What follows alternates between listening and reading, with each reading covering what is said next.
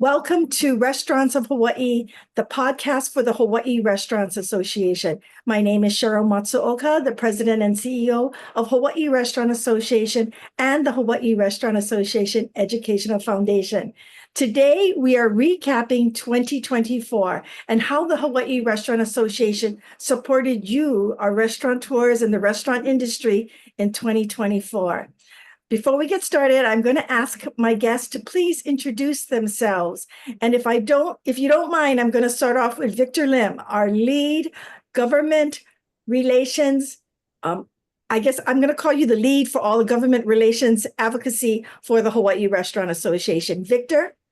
Hey, aloha and Merry Christmas, everybody. On behalf of the Hawaii Restaurant Association, I have the dubious honor of leading the legislative efforts, both at the state level as well as at the county levels. So, when the session starts, I get very busy.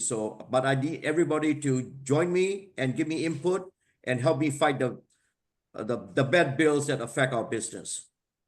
Thank you, Victor, for all that you do. You do so much. Like he said, during legislative session, he spends more time with Hawaii Restaurant Association and the restaurant industry than his own businesses. Next, I'd like to introduce the chairman of the Hawaii Restaurant Association, Andy. Hi, happy holidays and Merry Christmas again. My name's Andy Huang. I am the Chief Operating Officer for L&L Hawaiian Barbecue, also the current chairman for the Hawaii Restaurant Association. It's a privilege and an honor to be the chairman for the Hawaii Restaurant Association, especially in this ever-changing market. So I'm very pleased to be on the podcast here today and looking forward to a great podcast. Thank you. Thank you, Andy, for being here and all that you do for the Hawaii Restaurant Association. The chairman position also is a very, I'm going to say a lot of time invested, right, Andy, for meetings. Yeah. And so we appreciate all that you do. All right, Mike Palmer, our incoming chairman for the Hawaii Restaurant Association. Could you please introduce yourself? Aloha, everybody out there listening and watching. Mike Palmer, managing partner for Ho'okipa Partners, LLC, and also the operator of Kuhio Avenue Food Hall in the heart of Waikiki, an international marketplace. Happy to be here on this panel, and Merry Christmas and Happy Holidays to everybody. Thank you so much, gentlemen, for joining me. I really wanted to reflect back on 2024 and the year that really marked a lot of significant legislative developments that impacts our restaurant and food service industry. It impacts business and overall. So these changes, right, challenged our restaurant operators, but also presented, ways of doing our businesses a little different to stay in business, to keep our doors open. As I always say, when restaurants keep their doors open, we employ our neighbors and family and friends. We then can purchase from our local suppliers, including our local farmers. So it's so vital that restaurants keep their doors open. And that's the main focus of Hawaii Restaurant Association and all that this team does for the Hawaii Restaurant Association. So let's get started with some questions. What were the key legislative wins, Victor, for the Hawaii restaurant industry in 2024? Well, one of the two biggest things that we faced, really, one was predictable scheduling, and the other one was the elimination of tip credit from the tip credit law that is in place here in Hawaii. I think those two off the block was our biggest win. For those of you that don't know what predictable scheduling is, it's basically that laws that restrict how you schedule your employees. You got to schedule up 3 weeks ahead of time. Things like provisions like if you change a schedule, you got to pay those people double time or overtime pay, no matter what. Those are the kind of restrictions that are out there. So for a retail business or like a restaurant business, it's going to be tremendously cumbersome in terms of how you have to schedule your employees and then how you have to pay them. thank goodness, there are a couple of places on the mainland that passed those bills. And if you talk to the restaurant owners there, example, in Seattle or in New York City, they would tell you that these bills are so crazy. It handcuffs you on what you can do.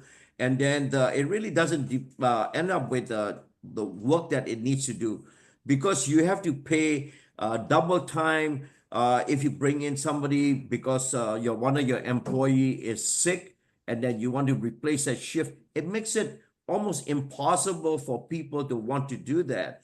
And what happens then is that the people that want hours don't get the hours. The shift doesn't get filled, so that you end up being shorthanded. And so in the end of the day, it's a lose-lose for everybody. And thank goodness that we were able to kill that bill when it came up in our Senate Labor Committee. And I just want to thank the Labor Committee for deferring the bill after they hear our point of view. And so thank goodness for that. And the second big bill was that the restaurant do enjoy tip credit in terms of those people that are being paid tip wages. The bill was to eliminate tip credit, and we were able to also provide facts that really killed the bill at this legislature this year. So those were the two big labor bills that faces in 2024. Thank you, Victor. Do you have any comments, Andy? Yeah, no. So really appreciate that it didn't happen, because it really will affect our business. As you know, LNL, we have about 60 locations in Hawaii, and then also have over 150 locations nationwide on the mainland. If this bill passed, it would definitely affect our business. Most of our store owners are mom and pop, and they run the business themselves. They only have minimum of staffing. So, if that ever gets passed, I guarantee you're gonna see somebody struggling, and maybe even some small mom and pop shops is gonna be closing their door. So really appreciate that. Thank you, Andy. Mike Palmer, any comments before we switch over to the next subject? Yes. Thank you, Victor, and everybody who worked on this. But as many people know, labor is if not the biggest, one of the biggest expenses a restaurant has. And it's also one of the most important tasks a manager does, is making an efficient schedule. And when lawmakers, propose these things and have no idea what it's like to run a business, efficiency is absolutely paramount. So when you're told how to make your schedule, and there's constantly variables changing, from tourism numbers to weather to all kinds of outside factors that happen immediately within 24, 48 hours. So to have somebody tell you have to make a schedule 3 weeks in advance, you can't make adjustments without being penalized, and all these fees and double time, it's absolutely ludicrous. So thank you so much, because that would have just been a huge gut punch, especially the restaurant industry, but any industry that's held to people that don't know how to run a business, telling them how to make an efficient schedule. Yes. And so, it's what Victor just said, is we advocate for our members during these legislative sessions. And that was, two huge things that was able to be deferred. But Victor, it's where I hear the legislators and our government officials say they need to hear from the restaurateurs. They need to hear how this is impacting their business. Yeah, I think the success of this particular bill was that we have some of our fellow restaurant owners that show up to testify, and really it's just more than just me, because yes, I'm the lead, but I will let you guys know when the bills are out there. But I need more than just my voice to effectively sway the legislators. And in this particular bill, it's not just restaurants. Any retail business, any small business, you are going to be handcuffed in terms of what you can do in terms of staffing your business in this tough economic situation and tough labor market here in Hawaii. Yeah, and then also like not just showing up, like if you have time to show up and to support in person, that's wonderful. But I know that most of the restaurant owners are very busy. But you know what? A simple letter. We have like, set up the format, and all you need to do is plugging your restaurant's name in there and your name, and then you can submit it via email or just send it to our HRA team member. We can send it to all together at the same time. The more people we hear from, the better. It doesn't matter how big, how small you are, the more we have, the stronger we get. It shows our unity. Exactly. And the other thing is that, if you look at whether it's at a state level or the city level, nowadays you can do very efficiently go online. Okay, click, click, click, and you don't even have to put in, write multiple pages of testimony or things like that. You could testify with just a short paragraph or two that how it affect your business.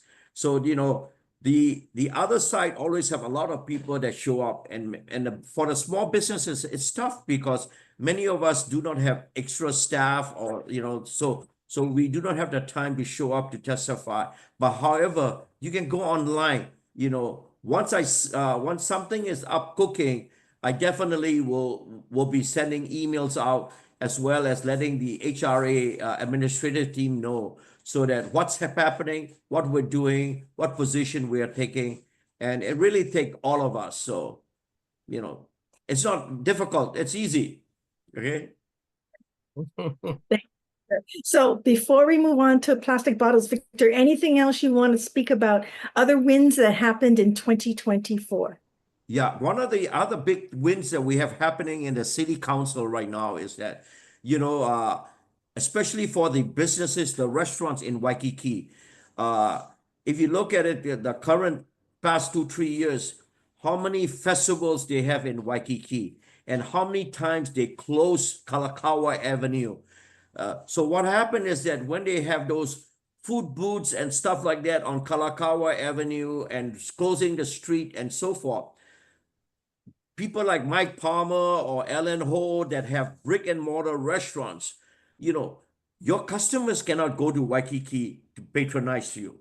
Okay, you pay the super high rent, property tax, you name it. Okay, and yet the when they have the food concessions right in front of your restaurants, and the guys just barely pay any fee, it takes away your business. I think we definitely have the city council, the mayor, totally support the fact that we need to limit the number of street festivals in Kalakaua Avenue. That's our prime tourist destination, and our businesses out there paid probably the highest rents to be out there, and we want to make sure that those street festivals and street closings does not impact those businesses in Waikiki.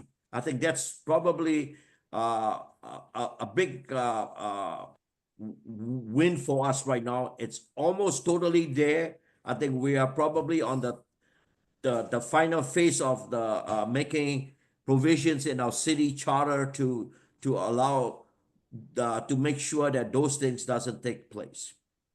And most recently, there was also a bill in the city council that would have banned the use of plastic bottles under certain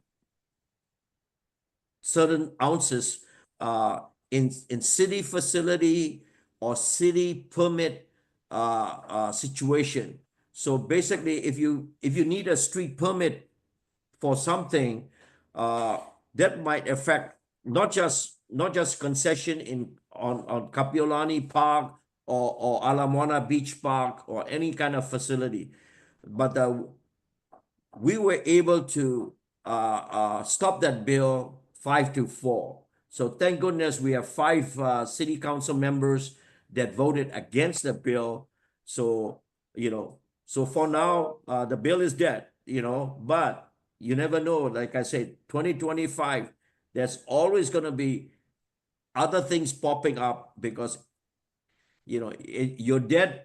It's good for you for now, but and so I'm very worried about 2025.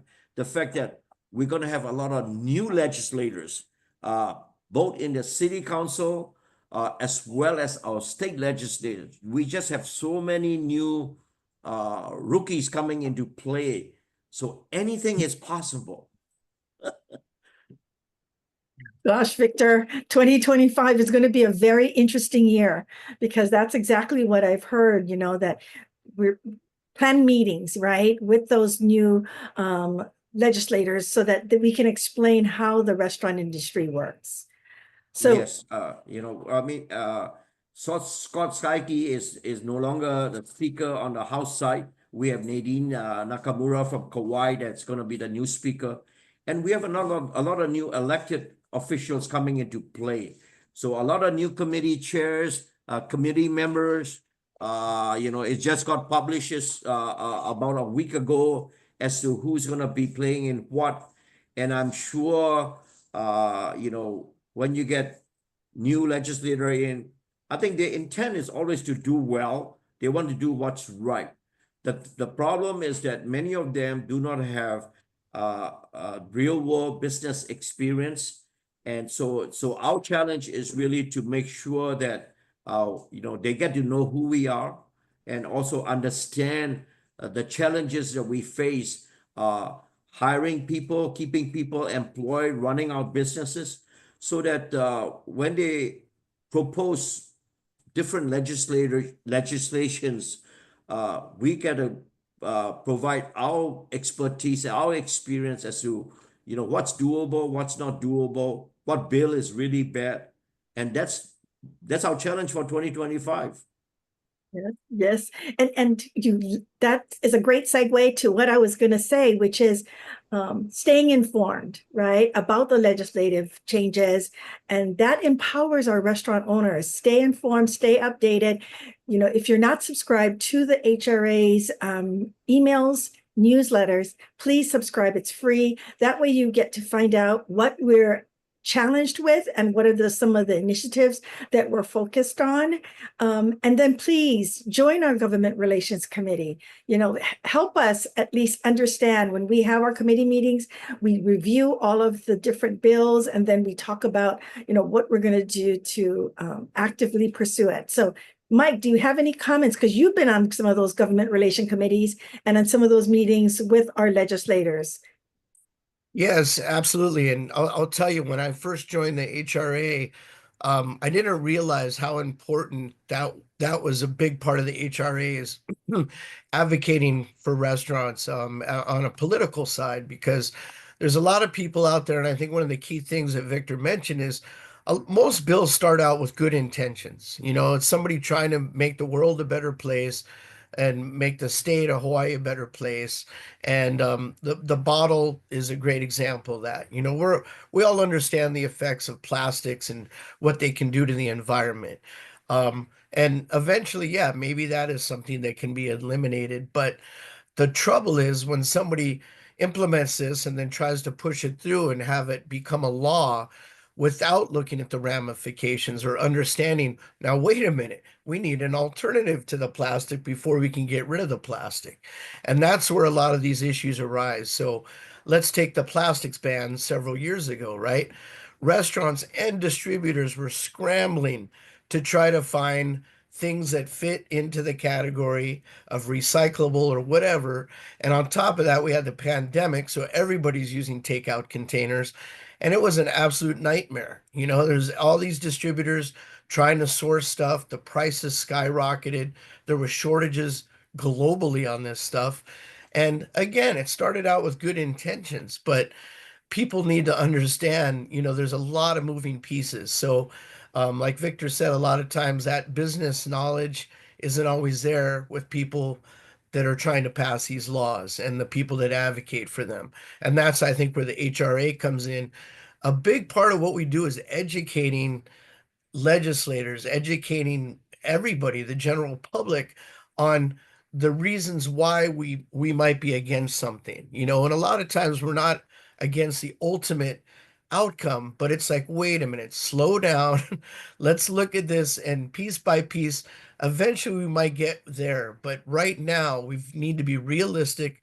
We need to look at the impacts it's going to have on businesses and take it step by step, not just make these sweeping law changes that have tremendous, you know, effects on the industry, you know. And the tip credit, like Victor mentioned too, that was another one that, you know, so many restaurants take advantage of, and to just wipe that out would be devastating. You know, I mean, restaurants are lucky if they make, you know, 5, 10, 15% margin at the end of the day. So when you're making these laws that erase, you know, 5% of that, it's completely devastating.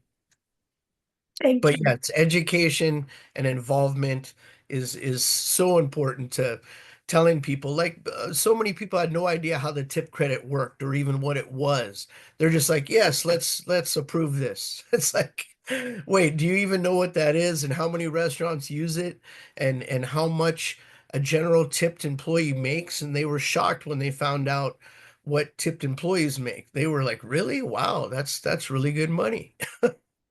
Yeah, and really how the tip credit work. One thing was evident earlier in the session was that a lot of the people that are against it have no idea how the How do tip you work? credit functions. They Yeah. think it's a strict deduction on their pay. That is totally not the case.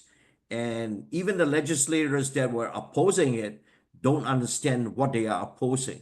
So our part of our job was to try and educate as to the mechanics, as what it takes to be able to for a restaurant to take advantage of the tip credit provision. It's not that simple. You have to jump a Mm-mm. lot of hoops, okay? And the people got to be making good money before you as a business owner can apply the tip credit. So. That's right.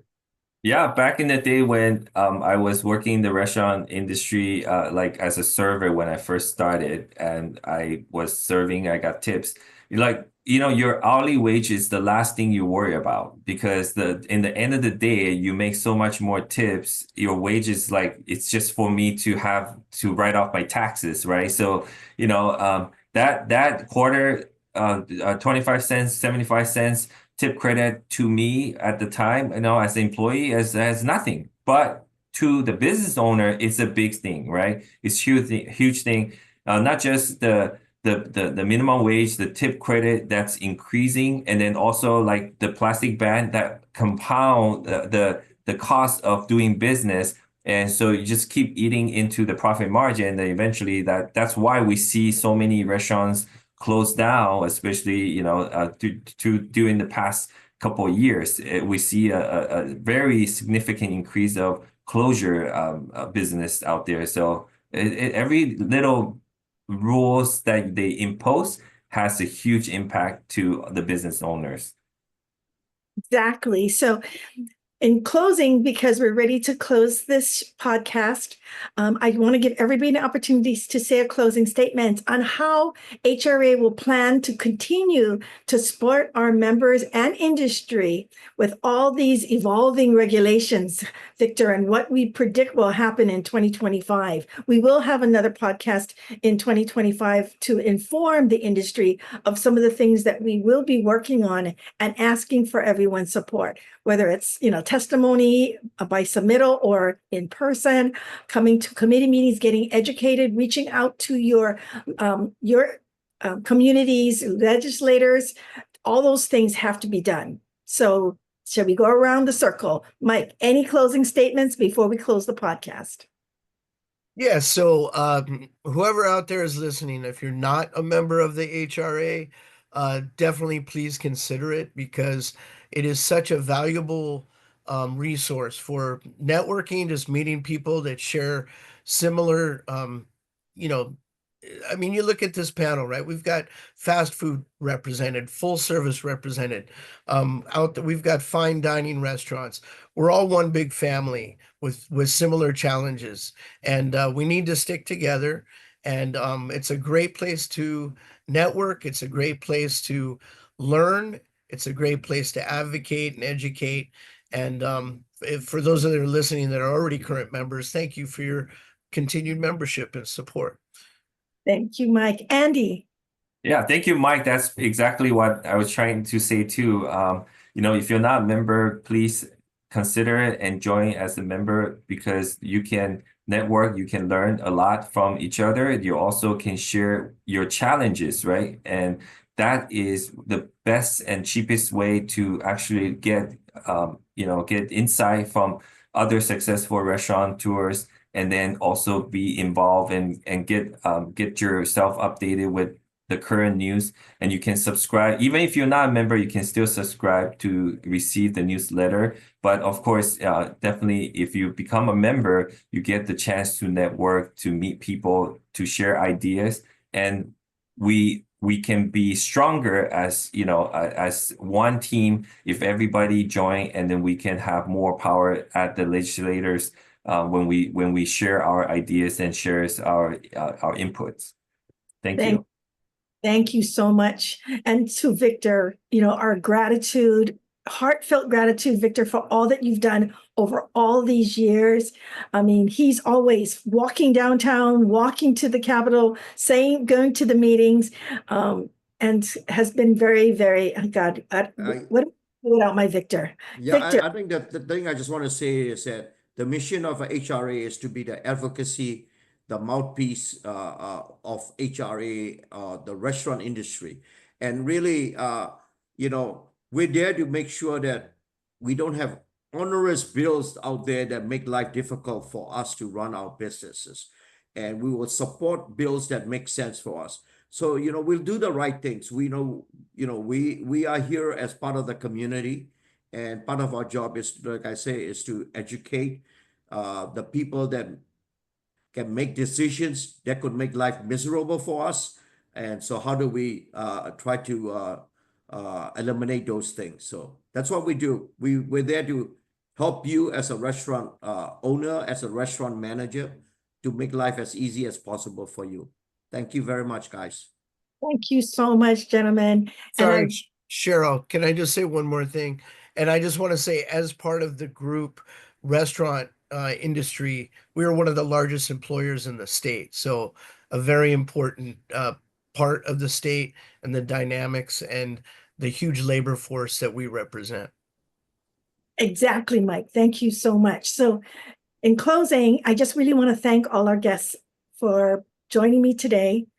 The Hawaiʻi Restaurant Association is the organization unifying, representing, and supporting the Hawaiʻi restaurant and food service industry. Please remember to nourish connections, savor life, eat well, and live well. We'll see you at the next podcast. Thank you very much. Thank you. Merry Christmas and Merry Happy New Year. Christmas. Happy New Year.